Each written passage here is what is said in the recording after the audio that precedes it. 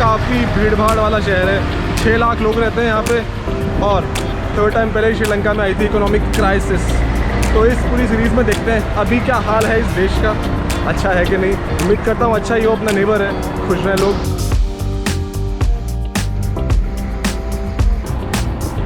स्वागत है आपका श्रीलंका के सबसे बड़े शहर कोलंबो से, जो कि काफ़ी लोग मिसकंसेप्शन होते हैं कि कैपिटल है यहाँ की। यहाँ की कैपिटल कोलंबो नहीं, यहाँ कैपिटल है श्री जयवर्धना कोटे, जो कि यहाँ से जस्ट पास में ही है साइड में। पर खैर ये इसका ओल्ड फोर्ट वाला एरिया है, यानी वो एरिया जो कि पहले डच फिर पहले पोर्चुगीज़ फिर डच फिर ब्रिटिश फिर श्रीलंकन कंट्रोल में आया।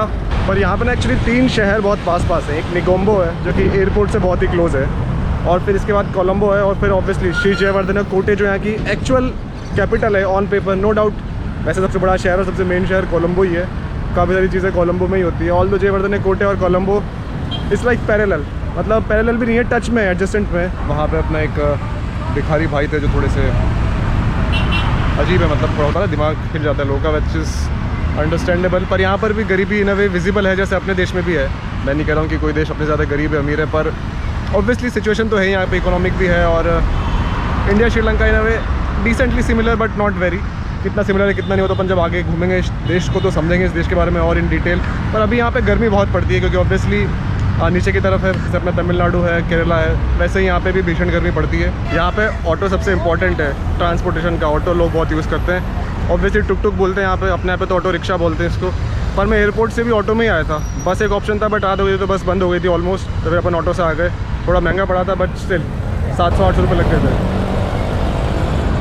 यहाँ पे ऑटो वाले भैया बहुत मिलेंगे आपको, पूछते हुए कि आपको पूरा शहर घुमा दें हम 4-5 हज़ार रुपये में। 4-5 हज़ार रुपये मतलब इंडियन नहीं, श्रीलंकन। एक इंडियन रुपी 3.4 है अभी। श्रीलंका में लॉटरी, जैसा मैं देख पा रहा हूँ, बहुत फेमस है। बहुत सारी दुकानें यहाँ पे लॉटरीज़ की, लॉटरी लोग खरीद रहे हैं, बेच रहे हैं। यहाँ पे एक्चुअली लॉटरी का सिस्टम ना गवर्नमेंट ऑन है, गवर्नमेंट कंट्रोल करती है। और इन सब देशों में जहाँ पे इकोनॉमिक हालत उतने अच्छे नहीं होते, वहाँ पे लॉटरीज़ उसलिए भी यूज़ करते हैं कि गवर्नमेंट पैसा कमा सके और फिर प्रोजेक्ट्स में लगा सके। पर कुछ जगहों पे बिना इकोनॉमी ख़राब के भी लॉटरीज चलती है।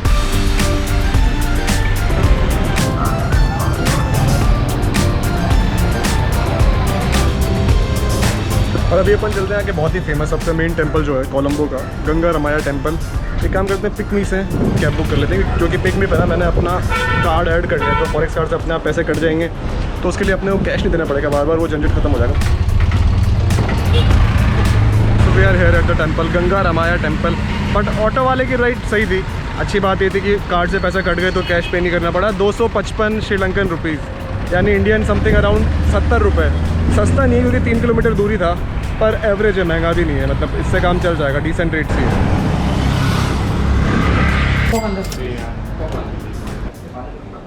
यहाँ पे पहले बहुत अच्छे रिलेशनशिप्स थे इनके with Ashoka empire in 3rd century BC। तो अशोका ने अपने खुद के पर्सनली बहुत ही क्लोज वाले जो उसके परिवार के लोग थे उनको यहाँ भेजा with monks to teach people Buddhism. उसके बाद यहाँ पे थेरावड़ा बुद्धिज़्म, जो कि बहुत ही एंशिएंट काइंड ऑफ बुद्धिज़्म है, वो बहुत फेमस हुआ उस टाइम पे।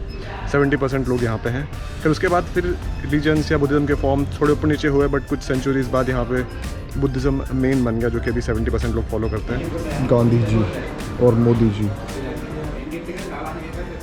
ठीक है, अच्छा टेंपल है, बड़ा है, और उतनी भीड़ तो नहीं है अभी, दिन का टाइम है तो शायद इसलिए कम हो, पर नॉर्मली भीड़ है, नॉर्मल क्राउड है। और बुद्धिज़्म में इस स्ट्रक्चर को पगोड़ा बोलते हैं। इसके आसपास बैठ के मॉन्क्स प्रे करते हैं और मेडिटेट करते हैं। हिस्टोरिकली भी करते थे और अब भी इंपॉर्टेंट है बुद्धिज़्म में पगोड़ाज। खैर इसका एंट्री टिकट 400 श्रीलंकन रुपीज़ का था, तो ऑलमोस्ट ये अपना हो गया इन अ वे 100 रुपये से ऊपर, 130-125 कह रहा हूँ। यहाँ की जो मेन लैंग्वेज है ना वो है सिन्हलीज, पर यहाँ पे तमिल भी बहुत कॉमन है, तो Sinhalese and Tamil are two most prominently speaking, with English is also very important. तो यहाँ पे इंग्लिश भी हर जगह आपको देखने को मिलेगी ऑलमोस्ट।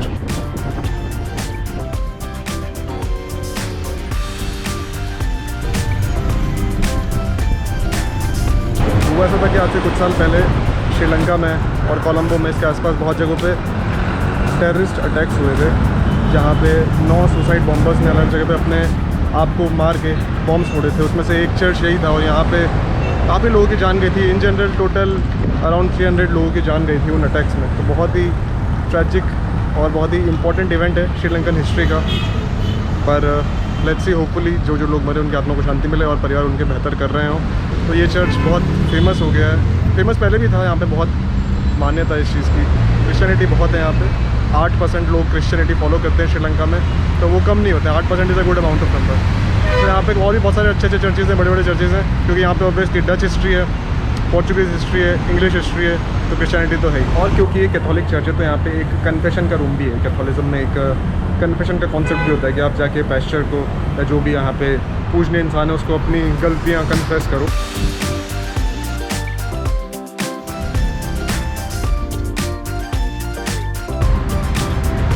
तो अंदर चलते हैं। ये है गाले फेस 1, नया मॉल है और बहुत ही फेमस है यहाँ पे। इसके जस्ट सामने पूरा समुद्र का व्यू, यहाँ से सनसेट बड़ा अच्छा दिखता है शाम को। तो टाइम मिलेगा ही तो यहाँ पे आएंगे ज़रूर सनसेट देखने।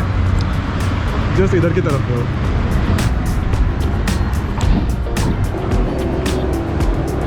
पर कोलंबो में ना यहाँ पे एक और पास में पोर्ट सिटी बन रही है जिसमें चाइना ने हैवी इन्वेस्टमेंट किया है। पूरे श्रीलंका में और कई कंट्रीज़ में चाइना अपना काफ़ी पैसा इन्वेस्ट करा ताकि वो इन सब कंट्रीज़ की जगह लीज पे ले सके और बाद में अपने फ्यूचर में कुछ चीज़ों में यूज़ कर सके। उसकी अपनी स्ट्रेटजी होती है, चाइना के अपने लॉजिक है। पर हाँ, श्रीलंका में चाइनीज़ इन्वेस्टमेंट बहुत सारे हैं एट प्रेजेंट और बहुत सारे चल रहे हैं। बहुत फेमस है हम्बनटोटा सी पोर्ट।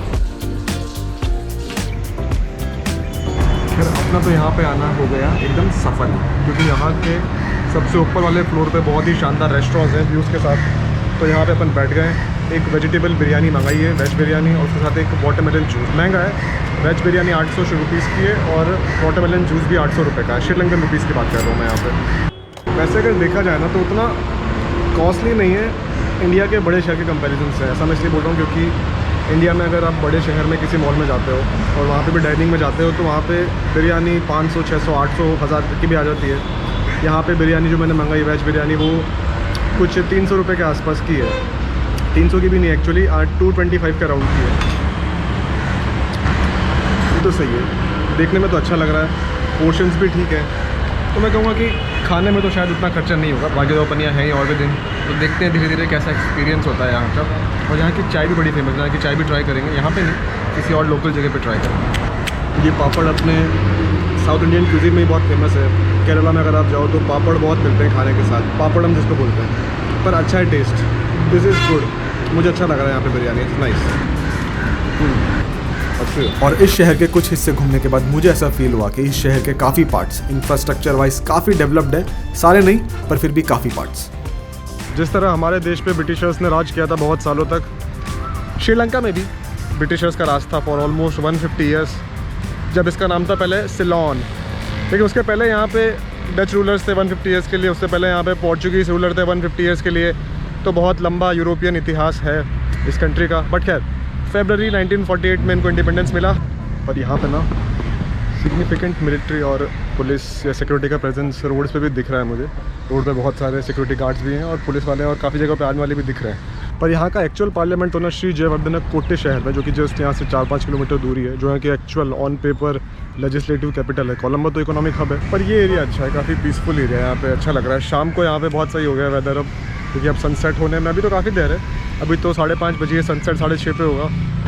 पर यहाँ के ऑटो रिक्शा जितने मैंने अभी तक यूज़ किए ना, सारे मतलब जितने मैंने यूज़ किए, जितने मैं देख रहा हूँ, साफ़ सुथरे अच्छी कंडीशन में, बेकार कंडीशन में नहीं है। तो अच्छी बात है अगर उन्होंने सफाई मेंटेन की हुई है अपने ऑटो रिक्शास की। बाकी रोड्स भी डिसेंट तो हैं ही, मेन तो डिसेंट ही हैं। बाकी शहरों के अंदर के तो यूजुअली ख़राब होते ही हैं बड़े शहरों के, but by and large it's good, अच्छा फील हो रहा है यहाँ पे आके। फाइनली शाम काफ़ी हद तक अब पूरी हो चुकी है और अपन आ गए शहर के सबसे हसलिंग एंड बसलिंग वाले पार्ट में। और इस बिजी मार्केट के बीचों बीच है श्रीलंका का सबसे फेमस मॉस्क में से एक, इसको बोलते हैं रेड मॉस्क, क्योंकि ये लाल कलर का है, रेड एंड वाइट स्ट्रिप्स।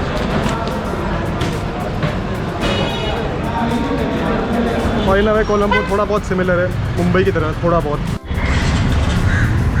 तो हाँ, काफ़ी क्राउडेड तो है ही, बड़े बड़े से रोड से और मार्केट एरिया है बस। तो उसको देखते हैं और फिर आगे निकलते हैं शहर में कुछ और देखते हैं।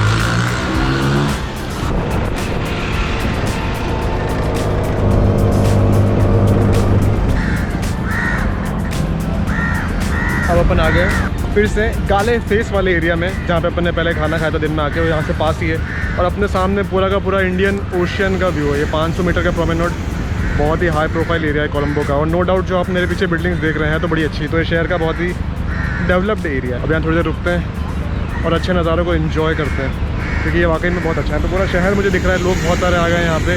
दिन में कोई था नहीं, बट ऑब्वियसली शाम को तो पूरे शहर के लोग जो भी आसपास यहाँ रहते होंगे यहाँ पे आते ही होंगे सनसेट के नज़ारे इन्जॉय करने।